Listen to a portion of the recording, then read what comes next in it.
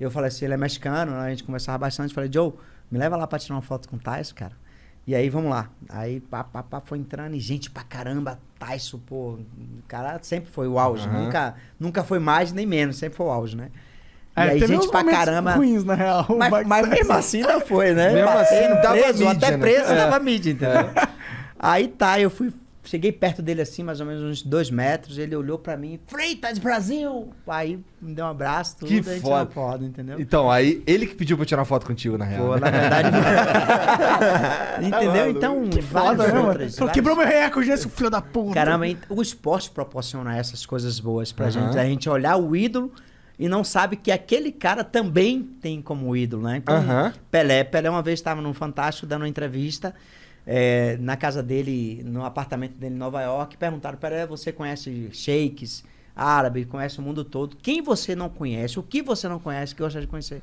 E o Pelé fala, o Popó, tem uma pessoa que eu gosto, admiro muito, a história dele, tenho vontade de conhecer ele, ainda não conheci. Então, são coisas que a gente fica admirado e nos dá... E rolou, sim, a gente fez um encontro quando ele era garoto propaganda da Pfizer, lembra? Do Viagra, que ele botava o pinto sempre alto. Aí teve um evento lá em Salvador, ele tava lá e eu fui. Tu foi fazer propaganda pro Viagra também, cara? Pô, não. Ainda tô bem, ainda tô no esquema, tô no esquente ainda. Minha nega que eu diga. Teve alguma dessas paradas aí, algum campeonato, torneio, sei lá como é que chama, alguma liga que tu não ganhou? Não, sempre ganhei. Campeonato baiano, você tem ideia. Com 14 anos fui campeão baiano, com 15 anos fui campeão do Nordeste, com 16 anos fui campeão brasileiro, com 17 anos estava na seleção brasileira, com 18 anos já era profissional e depois profissional eu ganhei tudo, graças a Deus. Todos os títulos que eu disputei, eu ganhei. Por quê, mano? Então não existe um título que tu disputou que tu não ganhou, caralho. Quando foi só dois que eu disputei aqui. Eu disputei um em 91 e o outro em 92. 2 campeonatos brasileiros aqui em São Paulo, porque você lutava naquela época aqui em São Paulo, você batendo você não ganhava. Por quê? Porque você lutava, ver de fora, lutar com paulista, os árbitros tudo paulista, você não ganhava.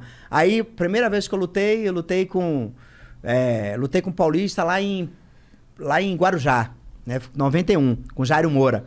Deu um pau nele, deram 3-2 pra ele. Aí, no ano seguinte, fui pro Campeonato Brasileiro de novo, aqui em São Caetano do Sul, com o Edson Xuxa do Nascimento.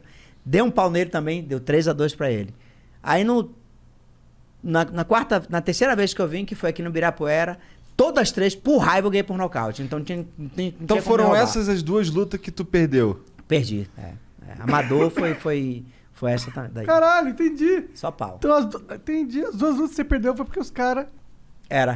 Você já vinha aqui lutar em São Paulo, os caras, a luta equilibrava tudo, era um pontinho pra mim e dava pros caras, entendeu? Então, no colégio você já dava porrada? Como que é? No colégio eu disputava, cara, quebrava o pau na fila da merenda, porque às vezes não tinha zorra nenhuma pra comer em casa, eu queria garantir a comida na merenda da escola, brigava muito pra repetir tentava furar fila, o pau quebrava mesmo. Aí acho que foi que eu comecei a lutar boxe, sabe? Cara, pois é, tu foi parar no boxe porque tua mãe te botou no boxe? Não, meu pai já lutava, mas não profissionalmente. Meu pai, na verdade, treinou no passado pra bater nos outros na rua. Meu irmão Luiz Cláudio, que é o mais velho, ele treinou boxe porque o apelido dele era Calçolinha. Porque ele vestia a calçola da minha mãe, que a gente não tinha o que vestir. A gente era muito pobre, morava em uma casinha de um cômodo de 5 metros quadrados, dormia 5 pessoas. E aí a galera começava a zoar ele. Ele começou a treinar boxe pra bater na galera. E aí começou a lutar boxe, aí o esporte educou ele, o esporte disciplinou ele. Ele começou a lutar e eu ia assistir meu irmão com 10, 12 anos e comecei a treinar com 13, com 14 anos eu comecei. E em 99, quando foi disputar o título mundial, eu tava com 23 anos, ainda dormia nessa casa de 10 metros quadrados, eu e mais 2 irmãos, meu pai e minha mãe, né? E o que dividia o quarto, a sala era uma cortina. Então a casa era tão pequena que não tinha nem janela, pra você ter ideia. E a gente fazia necessidade num pinico e jogava em uma fossazinha que tinha uns 20 metros da casa. E eu fui no bairro, eu morava na Baixa de Quintas, tem um bairro que mais ou menos 600 metros, outro bairro, aí eu fui lá, tinha uma casa para vender, perto da academia onde eu treinava, e eu falei, eu queria comprar essa casa para dar para minha mãe, que eu vou lutar o mês que vem, eu vou ganhar essa luta. E a mulher falou, qual é a certeza que você vai ganhar, que vai pagar minha casa? Eu vou arrancar a cabeça dele, é a oportunidade que eu tenho, entendeu? E eu pago quando eu voltar. E a mulher vendeu. Você tinha certeza absoluta. Eu acho que ela vendeu mais, não por confiança em mim, porque ninguém conhecia. Ela vendeu mais porque era tia do meu ex-treinador. Ah, Ah, entendi. pensei que foi ela que ficou com meio torno com a cabeça. Eu acho que foi isso, a confiança do meu treinador. Aí fui pra luta. Ganhei por nocaute com 1 minuto e 45 segundos do primeiro round, um russo. Chamado Era um Anatoly russo ainda, Sodrop. que, né, Russo, os caras são- não, russo é casca grossa. Aham. Era uma luta de 12 rounds. Eu ganhei por nocaute com 1 minuto e meio, 1 minuto e 45 segundos. Só pra você ter ideia, cada round são 3 minutos. Em um round eu ganhei com 45 segundos, né? Quase a metade de um round. Sim. E aí eu ganhei o título mundial, voltei, paguei a casa e a nossa vida mudou. Mudei a vida da minha família Quanto toda. que é um título Dei mundial? casa. Naquela época tinha muita gente que me levava muito dinheiro, me levava muita grana. Meus empresários levavam 75% do que eu sabia, né? Então a parte Caralho. maior ficava para eles. Não sabia quanto é que dava tudo, eles só me pagavam. E naquele título mundial eu ganhei 25 mil, que foi 25 mil que eu paguei a casa. Mas para mim tava feliz, o cara que dormia no chão, que passava dificuldade, morar em uma casa, 3 quartos, dei de presente para minha mãe. Aí comecei a fazer algumas lutas, aí ganhava 60, 50. Aí com esses antigos empresários, minha maior bolsa assim, de luta foi 95 mil reais. Mas a televisão, os contratos que eu tinha com a emissora, pagava muito bem e eu não tinha participação. Ele só me dava, tipo como se fosse o meu salário. E eu tinha, na verdade, que receber um valor muito bom. Caralho. Aí quando foi... hoje Toda não- vez é uma história de um cara filho da puta, né, cara? Toda É, vez tem um toda filho da vez. puta. Caralho. É. E aí eu fiquei... Nesse negócio de arte, fiquei né? até, eu fiquei de 95 até 2001 com esses empresários. Aí eu conheci minha ex-mulher, ela me orientou, disse assim, ó, cadê seu contrato? Eu disse, pô, eu não tenho contrato. Pô, mas você tem que... Não, os caras me ajudou bastante, eu já saí, dei uma casa pra minha mãe. Não tá aquela empolgação de ter mudado a vida, tudo, Claro. a gente fica, pô...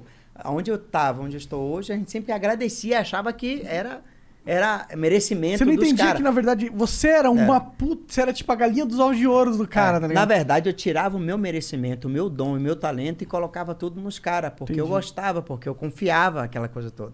E eu tirava aquele negócio, pô, o dom é meu, o talento é meu, quem tá ali pra dar o soco na cara sou eu.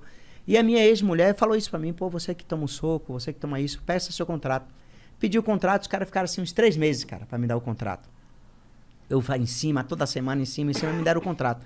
Aí o contrato falava assim, ó, se eu sofresse um acidente em cima do ringue, os caras me davam um chute na perna, na bunda. Se eu sofresse uma derrota, os caras me davam um chute na bunda. Se eu rescindir o contrato, eu tinha que pagar 2 milhões, não sei quanto no contrato. Se os caras quisessem quebrar o contrato, não tinha nada.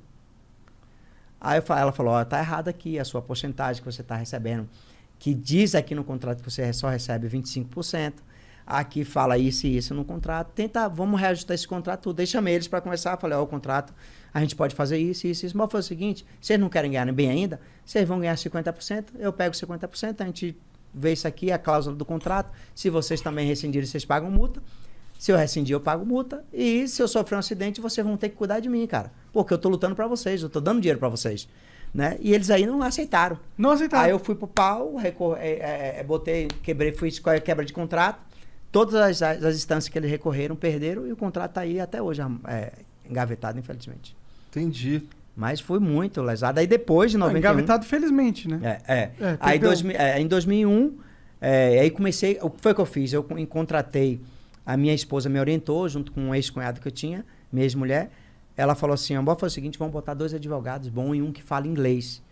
E a gente dá uma porcentagem para ele. Aí eu negociei com os caras, dei 10% de tudo quanto eu ganhava, comecei a ganhar dinheiro pra caramba no boxe, comecei a investir, tinha bolsa mínima do contrato de $500 mil Caralho! por luta. Caralho! E aí comecei a ganhar dinheiro, comecei a investir, e graças a Deus hoje deu pra sustentar essa galera toda.